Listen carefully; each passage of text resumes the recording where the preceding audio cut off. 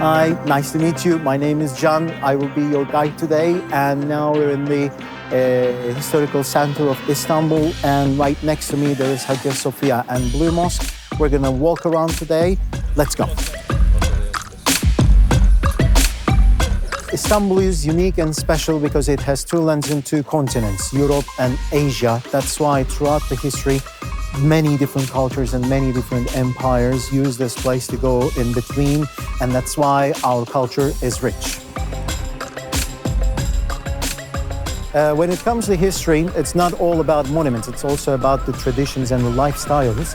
And for example, on the Asian side, the life is more quiet and calm, but on the European side, the life is more rushed. And when it comes to basketball, for example, probably if you're from Asian side, you're the fan of Fenerbahce. When you're from the European side, you're a fan of Efes. Despite the differences, this is still Istanbul. Both sides have different traditions and customs, but still Istanbul is all one.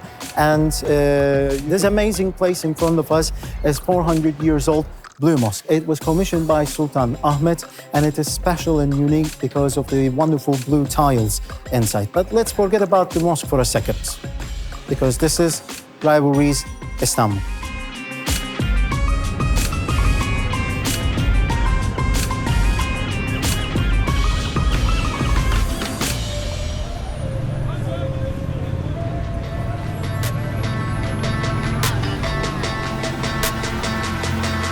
Merhaba, ben Kerem Sedef. Profesyonel davulcu, prodüktör ve DJ'yim.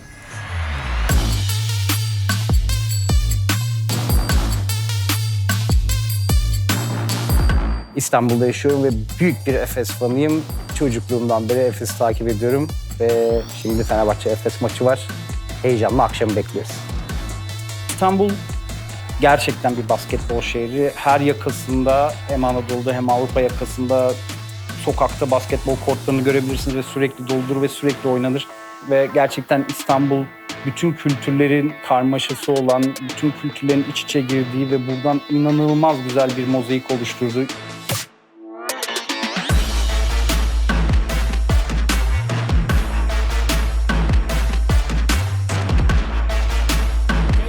Ben Hilal, profesyonel basketbol oynuyorum. Aynı zamanda 2 sene önce spor yönetimi mezunuyum. Bu şekilde hayatımı basketboldan geçindirmeye çalışıyorum. Bu işin içinde de kaldığım süre boyunca ne kadar sevdiğimi, ne kadar keyif aldığımı fark ettiğim için basketbol. Bu yüzden basketbolu seviyorum. Onu oynayarak, izleyerek büyüdüm. Yani belirli bir sebebi yok aslında. Basketbolu sadece seviyorum ve yani bir tutku haline döndü benim için. Hala da devam ediyorum oynamaya. I'm a basketball player and I'm also a dunker in Turkey. I can't describe you like the exact feeling, but it's like birds are flying in your stomach. You know, you go up there and you forget everything.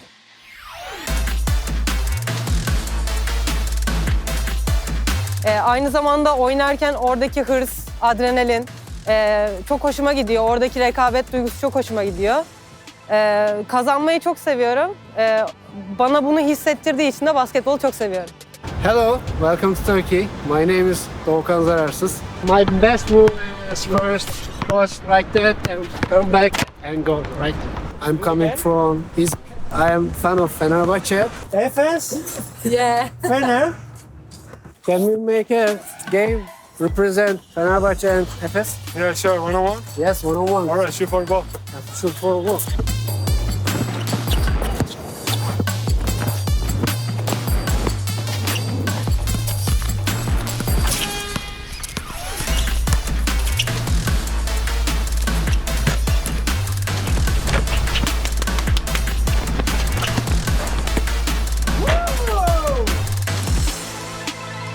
Yani aslında Ergin Ataman döneminde üst üste 2 tane EuroLeague şampiyonluğuyla beraber Efes orayı birazcık son yıllarda kendine çekti diyebilirim. Ama onun öncesinde de Obradoviç varken Fenerbahçe'nin işte üst üste hem Final Four'ları hem de şampiyonlukları Fenerbahçe'yi bir tık daha üstte tutuyordu.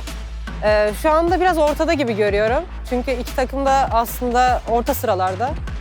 Yani biraz daha Fenerbahçe'yi daha üstte görüyorum ama şu anda bu sene için. Greetings from the Turkish Airlines EuroLeague Championship game. The most competitive season in European basketball history comes down to this single game of destiny. Sinan Erdem is literally jumping. The weekend of 2017 Final Four was one of the best weekends of my life. That was definitely the best team I played probably in my career. Since 2016, since we built the team, even 2015 we started, but 2016 we had the core of the guys. I don't know, we just, everything was clicking. The tip-off is won by Fenerbahce. The lob inside for the reverse to Jan Vesely. How do you start a game like that? Jan was fighting for the ball, and Bobby was supposed to set a screen, and he threw it to Epp, and Epp threw alley-oop, Ekpeyudo, and that's how we started. I'll never forget that. Coach drew it up. It's a play that we ran a few times that season. I don't know what type of pass I threw, but Jan came through and he delivered, and that really set the tempo for the game for us. That team was very loved because we played with passion, we played with pride, and we won a lot. To win a trophy in Istanbul for a team that I felt like my team, for teammates that I loved, it was special. When you live memories like that and you feel loved and you feel that you left something as great memories, great moments together, you feel really happy, humbled, grateful, and I feel lucky that I had the opportunity to leave that club, that city, that country, to represent them and to have success together. That we left an incredible mark on the club and on the fans is something really special. And it was one of the best nights of my life, for sure.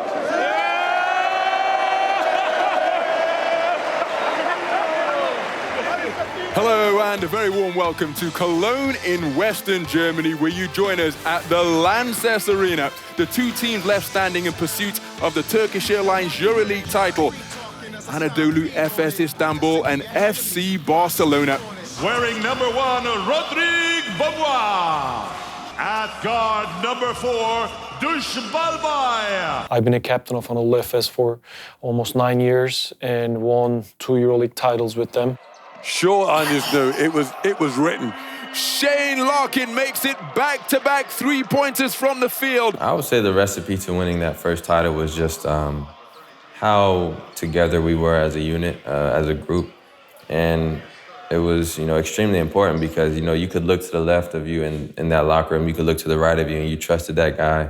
You knew what his strengths were, you knew what his weaknesses were, you knew, almost every single thing you could know about that person on and off the court. And I think that level of focus, togetherness, experience, knowing how to win, all played a role into how we were able to, overcome all the obstacles of the prior 2 years and go out there and get that first championship. We got the first championship, and then we thought we could repeat it, and we were lucky enough to keep the same core of the team. And we did back-to-back. As a captain, I got the trophy, and I was one of those guys to raise it, so it was a great experience for my career.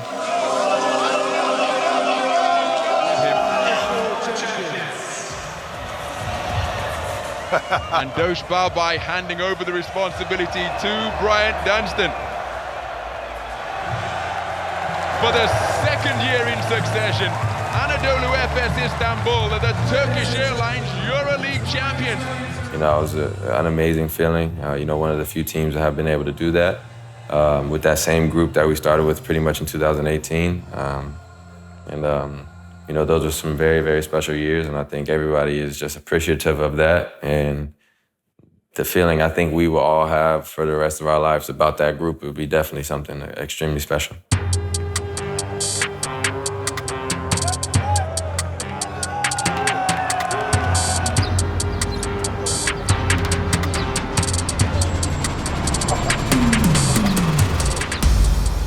Now we're in Arasta Bazaar, and usually these kind of bazaars, when they were built right next to the mosques, they were actually for the purpose of subsidizing these places.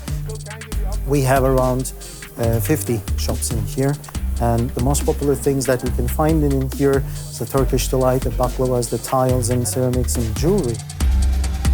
but especially Turkish delight is the baklava is the most popular thing that you can find in the city. There are some herbal teas that you can try. Definitely the apple tea and the pomegranate tea is the best thing that you can try, of course.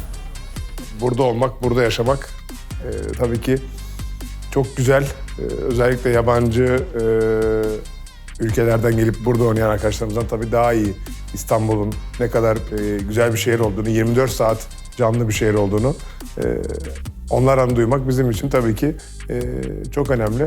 Istanbul is for sure one of my favorite cities. Food is great, people are great.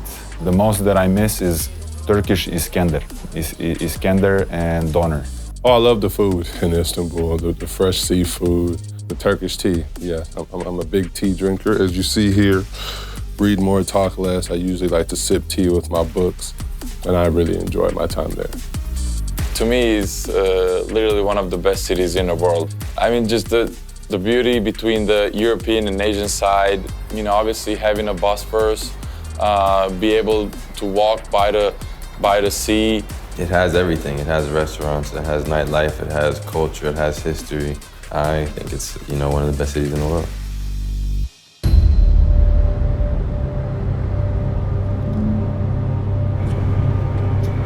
My name is Deniz Aksoy. I'm a Turkish EuroLeague journalist, a EuroLeague reporter, and I am living in Istanbul. I used to see so many scenes of basketball in my childhood because my father used to be the doctor with the former name Efes Pilsen, so I grew up in that environment with the love of the game.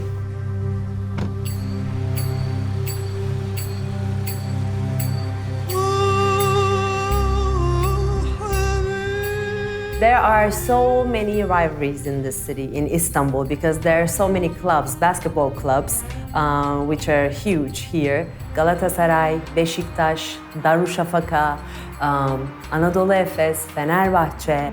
But right now we are focusing on Anadolu Efes and Fenerbahçe Beko because they have so many achievements in basketball in EuroLeague.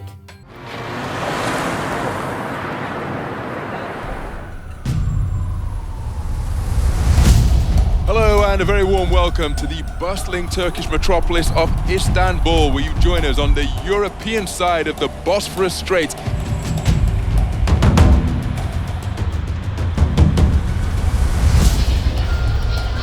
Fenerbahçe derbisi tabii ki de çok önemli bir derbi. Çünkü hem Türkiye Ligi'nde karşılaştığımız bir takım hem de Avrupa'da karşılaştığımız bir takım. Stada gelirken tabii ki de bir gerginlikle geliyoruz. Çünkü iki Türk takımı karşılaşıyor. İkisinin de kazanmasını istiyoruz aslında ama tabii ki de Efes'in her zaman galip gelmesini istiyoruz. Onun için her zaman çok önemli bir derbidir Fenerbahçe derbisi. You know, playing in derby games is always very special. You know, obviously there's a lot of energy in the building. You walk out to, you know, loud boos. And it's always just a very intense game. When you're able to play at home in front of sold-out crowds, home court advantage is a real thing. Well, obviously, they're going to get on the refs. They're going to get on the other team. They're going to cheer for you. It makes a big difference, and it's awesome.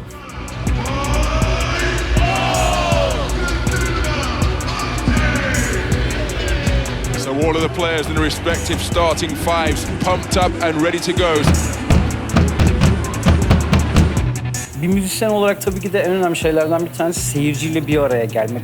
Aynı şey statta taraftar için de geçerli. Maçın o heyecanıyla ayağa kalkmak, işte bir anda kaçan bir baskete üzülmek ve galibiyete sevinmek. Onun için sporla müzik bu konuda çok el ele yürüyor diye düşünüyorum.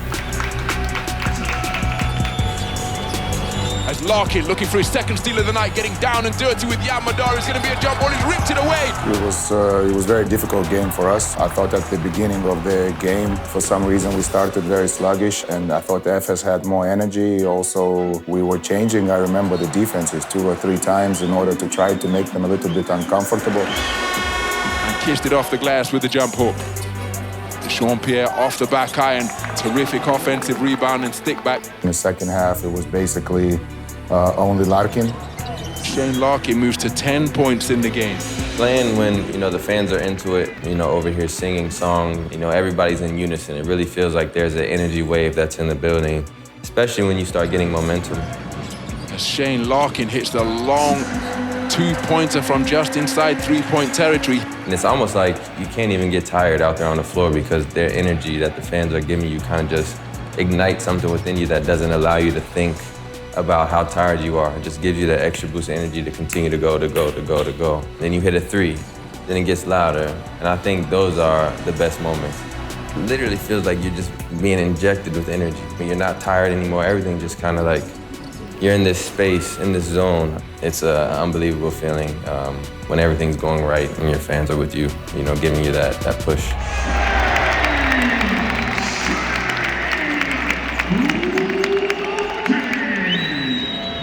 A derby is a derby, because every team you have to play for, and when it's a derby, you have to win. Back out to the perimeter, deep three. Oh, big bucket from Nick Calathes. Especially, let's say, my last one, it was a great feeling because it was, let's say, it was crunch time for us. So really important basket, but everybody, Nick made a great basket, Nigel, Marco. Papagiannis with the tough finish on the inside. We moved the ball really well that possession, and Nick was pretty open and hit a couple shots. Not taking the three was Papagiannis. Calathes lets it fly and lands it from long range. Nick Calathes, 3 out of 5 from three-point territory.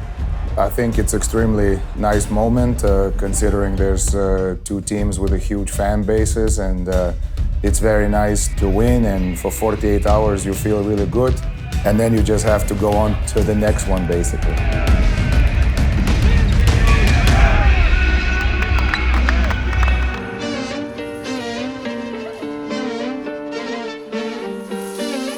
The hammams have been an integral part of Turkish culture for almost 500 years. Next to the Hagia Sophia, you will find one of the most famous hammams in Istanbul, the Hürrem Sultan Hammam. It was built by Mimar Sinan in 1556 for Hürrem Sultan. In the hammams, you can relax and cleanse the body, making them a perfect spot for athletes to take care of their physical and mental health.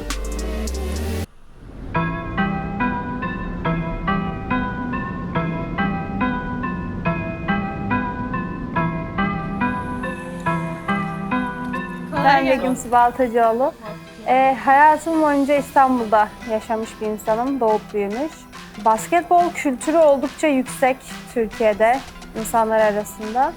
Özellikle bir Fenerbahçeli olarak bunu Fenerbahçe'nin her spor dalında görebiliyorsunuz. İsterseniz futbol, basketbol, voleybol veya herhangi bir şey fark etmiyor. Bir Fenerli olarak da aslında biraz bu durumdan gurur duyuyorum. Çünkü nerede olursak olalım her zaman takımımızı her dalda destekliyoruz. Bugün Anadolu Efes ve Fenerbahçe'nin derbisine gideceğiz. Bu derbi bir tık önemli Türkiye için, özellikle EuroLeague için. Çünkü hem yılların verdiği bir derbi, hem dostluk ama aynı zamanda bir rekabet var. Bizim için önemli. Evet, playoff'ları garantilemiş olabiliriz. Fakat pozisyon olarak önemli bir maç.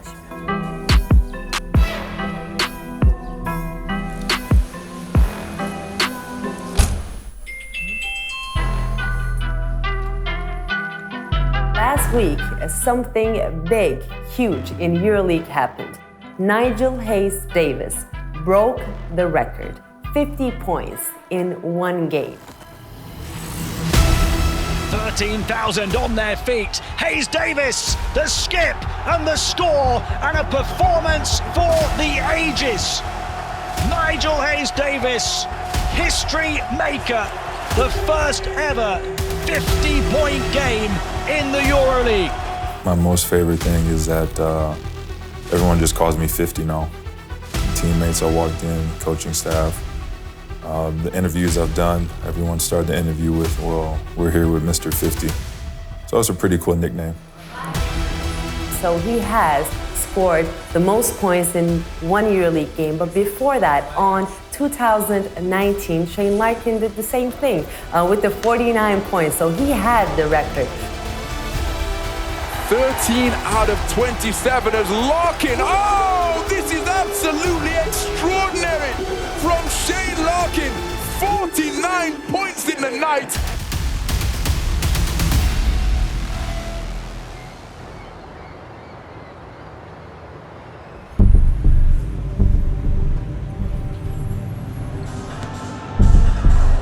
You know, at the end of the day, both clubs are very highly respected. And, you know, the last few years, you know, Efes has had more success than Fener. So I guess when you get into these moments, it always makes the game that more intense because they want to kind of take over what we've been having the last, you know, 5-6 years, and we want to continue to be on top. I think that's what creates the animosity. That's what creates the intensity for the fans, for the city.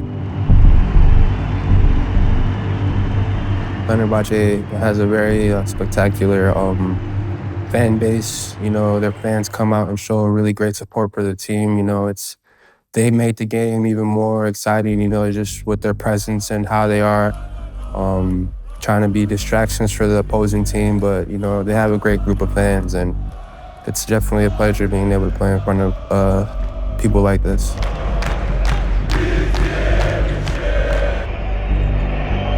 Clyburn hits a 2 for Efes. They lead by 3. The fans make it exciting. The fans give it that energy, that fire that you look for in derbies. Fans kind of real MVPs of those derbies.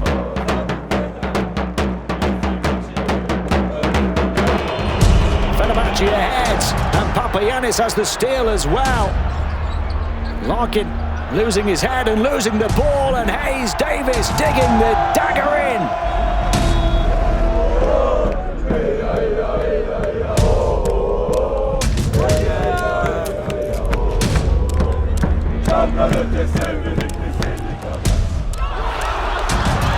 Larkin to the trailer, and Clyburn puts it in, surfing some skin.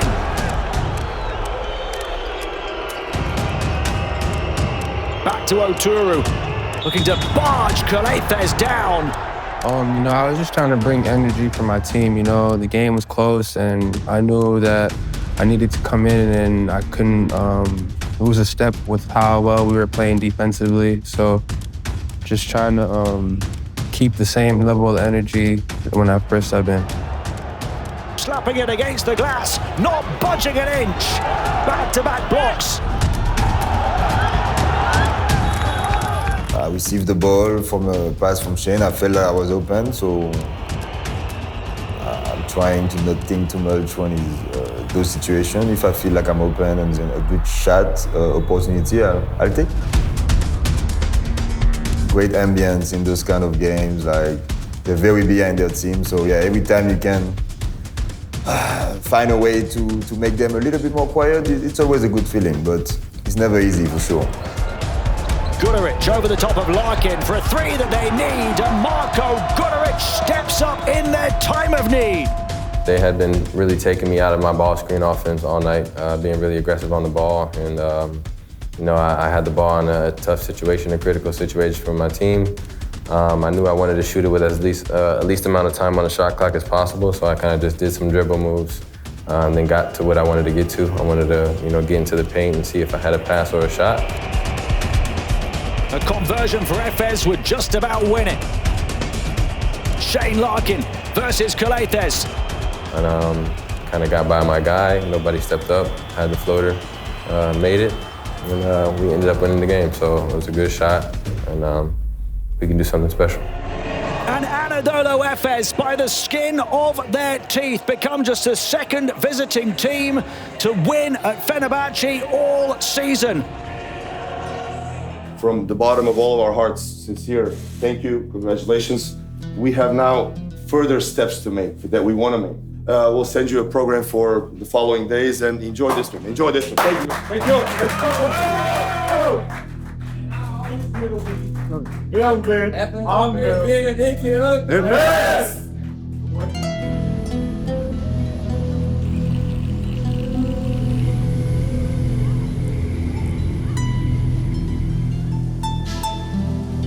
I hope you enjoyed learning about the historical rivalry between these two teams. Next time you're back in the city, don't forget to give me a call, because there's so much more that Istanbul has to offer you.